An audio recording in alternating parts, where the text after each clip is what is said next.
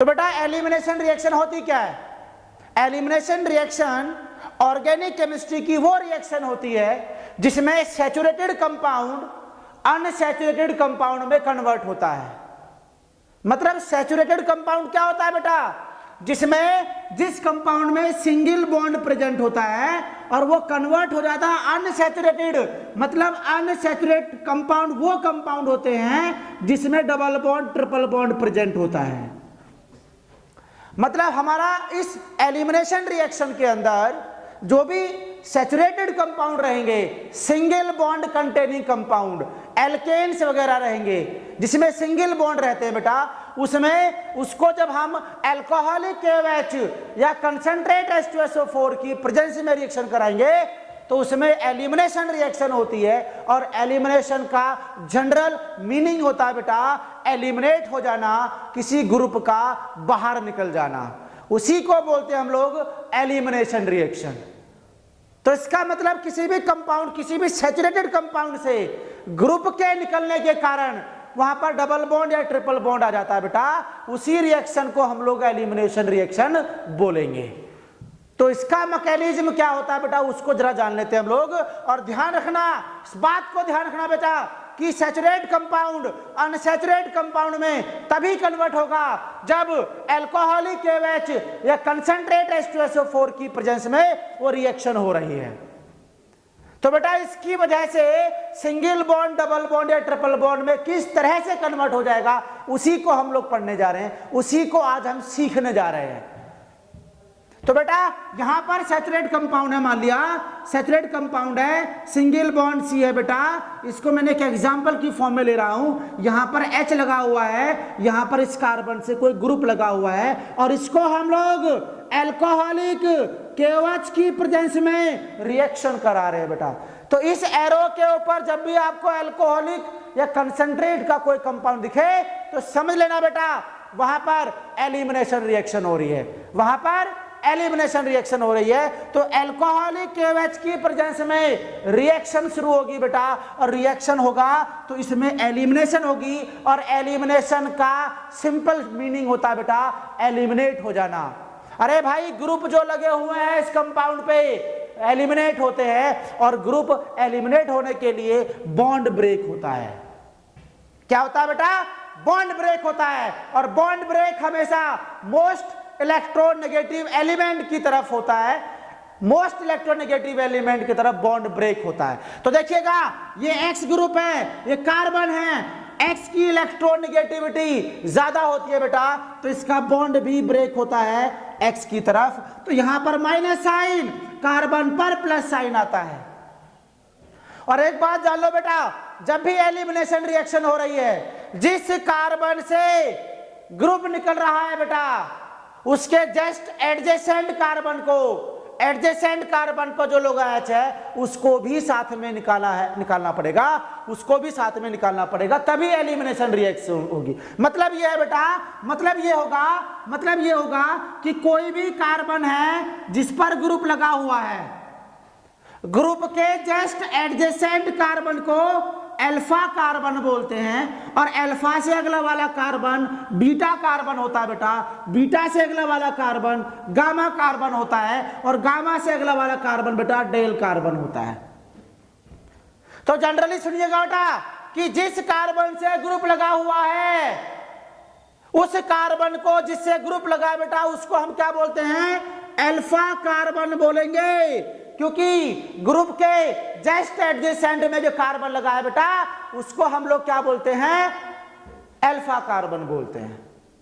तो जिस कार्बन से ग्रुप निकला उसके अगले कार्बन को क्या बोलेंगे बेटा? बीटा कार्बन बोलते हैं। तो याद रखना हमेशा जब भी एलिमिनेशन रिएक्शन कर रहे हो तो H जो निकलेगा हमेशा बीटा कार्बन से निकलता है, हमेशा बीटा कार्बन से निकलता है। इसीलिए एलिमिनेशन रिएक्शन को बीटा एलिमिनेशन रिएक्शन भी बोलते हैं। कभी भी कंफ्यूज मत होना बेटा, बीटा एलिमिनेशन का मतलब इसी वजह से पढ़ा है कि जब कोई ग्रुप निकलता है तो H को बीटा कार्बन से निकालना होता है। और बीटा कार्बन क्या होगा कि अल्फा कार्बन के जस्ट एडजेसेंट कार्बन को ही हम लोग क्या बोलेंगे बेटा, बीटा कार्बन बोलेंगे। तो देखिएगा इस एलिमिनेशन रिएक्शन में कार्बन से जब ग्रुप निकलेगा, कार्बन से जब ग्रुप निकलेगा बेटा, तो कार्बन से जब ग्रुप निकला, बॉन्ड टूट गया, उसके अगले कार्बन को बीटा, बीटा से लगा हुआ है H, और H का बॉन्ड टूटेगा, और H का बॉन्ड टूटेगा किस तरह भाई, जिस तरफ इलेक्ट्रोनेगेटिविटी मैक्सिमम होती है।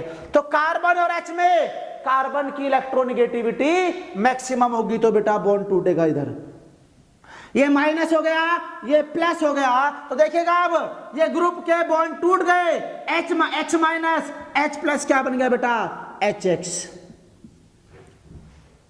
और एक ही एटम, देखो मान लिया 2 एटम बेटा, और इसमें सिंगल बॉन्ड है, एक पर प्लस चार्ज होगा, दूसरे पर माइनस चार्ज होगा, ये दोनों चार्ज आपस में जुड़कर तो बेटा एक दूसरे बॉन्ड का फॉर्मेशन कर लेते हैं। इस बात को भी आप दिमाग में सेट कर लो, इस बात को भी आप जान लो बेटा। तो देखिएगा इस वाले कार्बन पर नेगेटिव चार्ज है भाई, और अगले कार्बन पर पॉजिटिव चार्ज है, तो दोनों अपोजिट चार्ज आपस में मिलेंगे, तो सिंगल बॉन्ड वाला कंपाउंड कन्वर्ट किस में हो जाएगा भाई, डबल बॉन्ड में, डबल बॉन्ड में। यही हमारी एलिमिनेशन रिएक्शन है, यही हमारी एलिमिनेशन रिएक्शन की मैकेनिज्म होती है बेटा, यही हमारी एलिमिनेशन रिएक्शन की मैकेनिज्म होती है।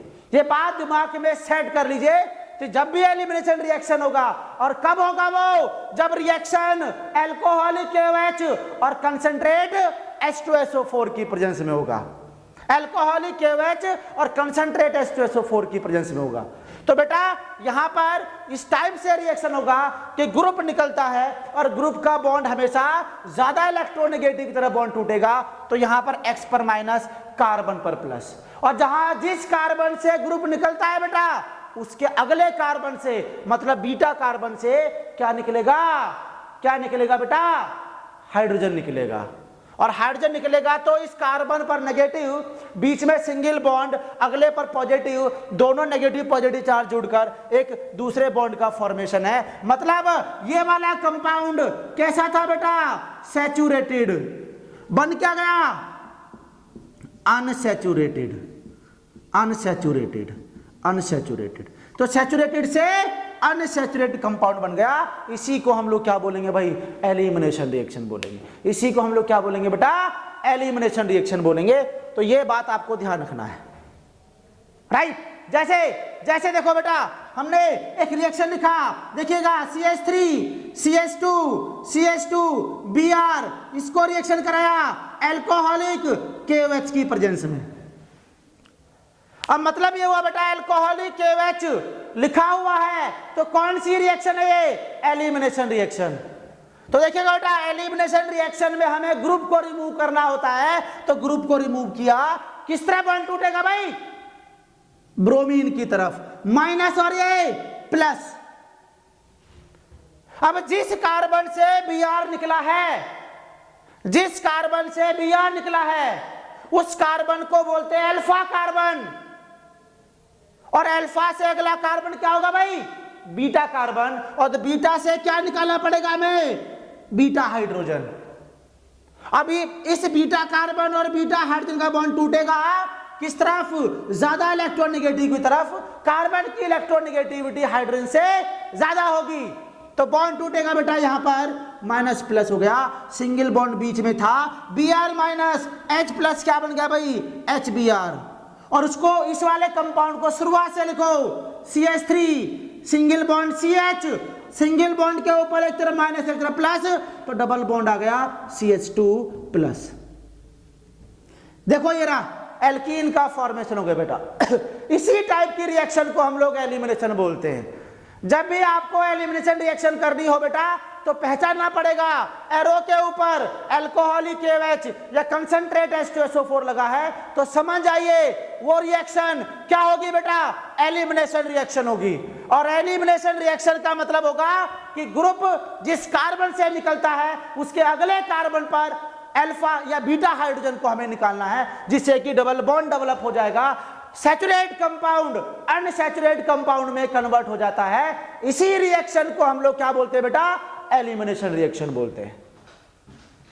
ये 3 टाइप की रिएक्शन है। अब देखिएगा बेटा यहां पर रिएक्शन है कौन सी, पहले उसको चेक करना है। अब उसके ऊपर एरो के ऊपर देखिएगा कंसंट्रेट H2SO4 है, कंसंट्रेट H2SO4 है और यहां पर एल्कोहलिक किए हुए हैं। तो समझ में आ गया ये रिएक्शन कौन सी होगी, एलिमिनेशन रिएक्शन होगी। ये रिएक्शन कौन सी है बेटा, एलिमिनेशन रिएक्शन है। अब बात सुनो भाई, एलिमिनेशन रिएक्शन को किस तरीके से करते हैं बेटा, हम लोग इसका मेथड जान चुके हैं। ग्रुप को निकालिए पहले तो।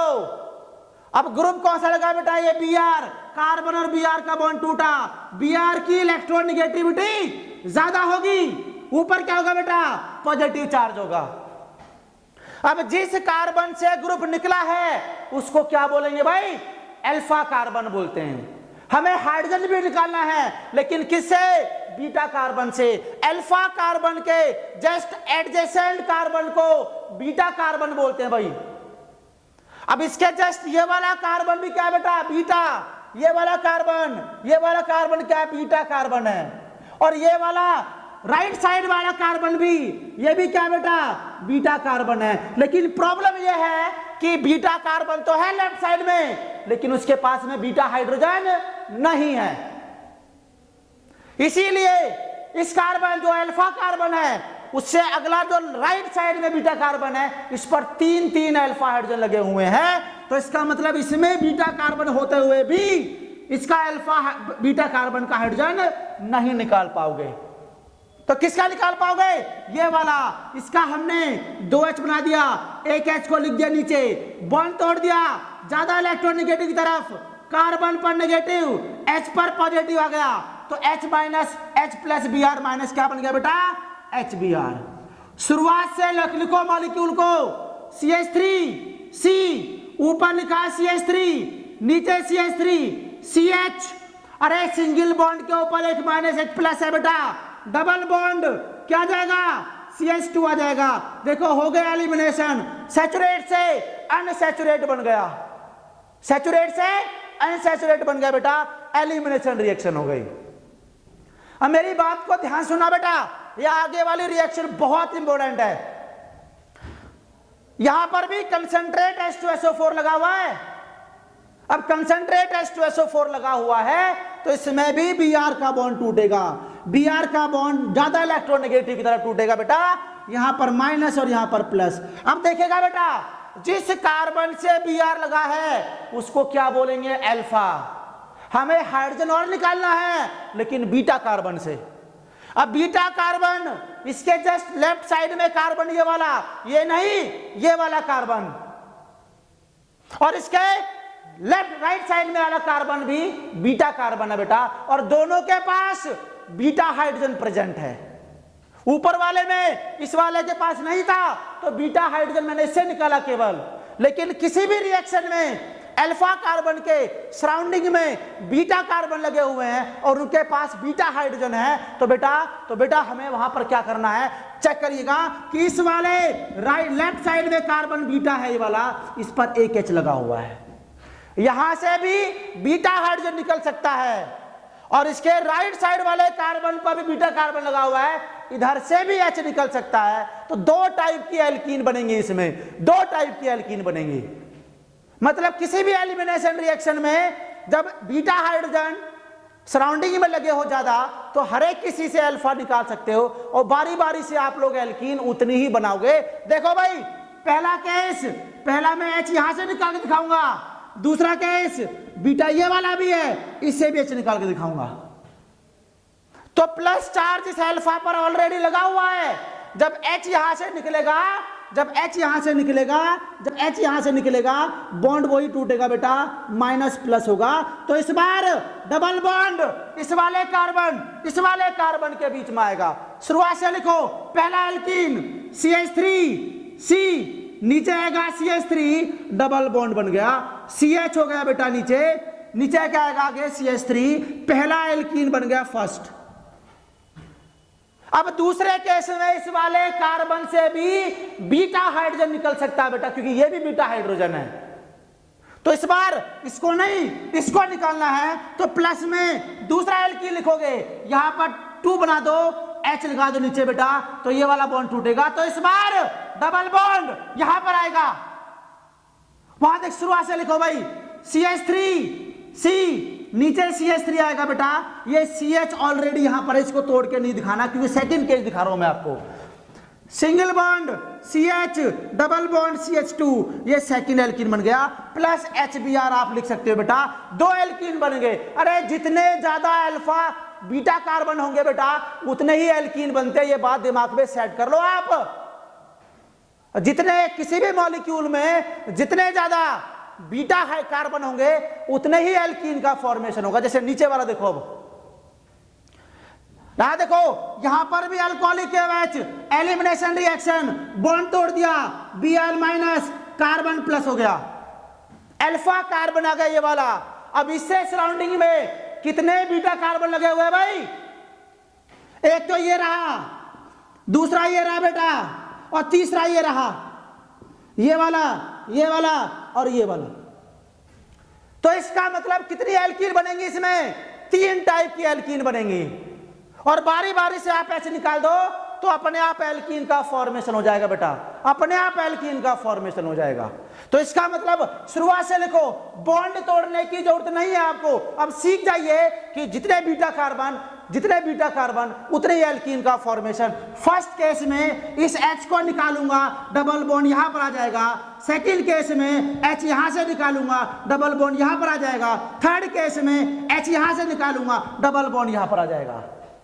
राइट, तो शुरुआत से लिखो भाई, शुरुआत से CH3 C, नीचे CH3 हो जाएगा, डबल बॉन्ड C, ऊपर CH3 आ जाएगा, आगे CH2, ये CH3 पहला एल्कीन। दूसरी बार में यहां से निकाल दो, बाकी सारा same, CH3 CH, CH3 C, double bond CH2, आगे CH2, ये CH3 सेकंड एल्कीन बन गया।